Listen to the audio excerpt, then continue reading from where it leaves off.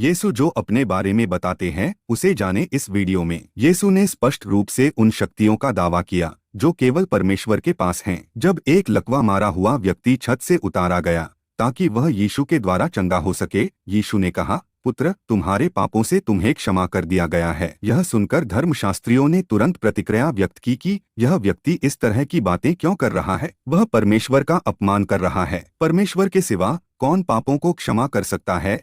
तब यीशु ने उनसे कहा, कौन सा आसान है इस लकवे से पीड़ित आदमी को कहना कि तुम्हारे पाप क्षमा हो गए हैं, या उठो और चलो। यीशु ने आगे बोला, परंतु जिससे तुम जान लो कि मुझको पृथ्वी पर पाप क्षमा करने का भी अधिकार है। उसने उस लकवे के रोगी से कहा, मैं तुझसे कहता हूँ, उठ, अपनी खाट उठाकर अपने घर चला जा। वह उठा और तुरंत खाट उठाकर सबके सामने से निकलकर चला गया। इस पर सब चकित हुए। यीशु ने इस तरह के बयान भी दिए, मैं इसलिए आया कि वे जीवन पाए और बहुतायत से पाए, और जगत की ज्योति मैं हूँ। और उसने कई बार यह कहा कि जो कोई उस पर विश्वास करेगा, यीशु उन्हें अनंत जीवन देगा, और उस पर दंड की आज्ञा नहीं होती, परंतु वह मृत्यु से पार होकर जीवन में प्रवेश कर चुका है, और मैं उन्हें अनंत जीवन देता हूँ। वे कभी नष्ट न होंगे। उन महत्वपूर्ण क्षणों में जब यीशु की जिंदगी दांव पर लगी थी, इस तरह के दावा करने के लिए महायाजक ने उससे सीधा सवाल किया, क्या तू उस परम धन्य का पुत्र मसीह है? हाँ, मैं हूँ, यीशु ने कहा। और तुम मनुष्य के पुत्र को सर्वशक्तिमान की दाहिनी और बैठे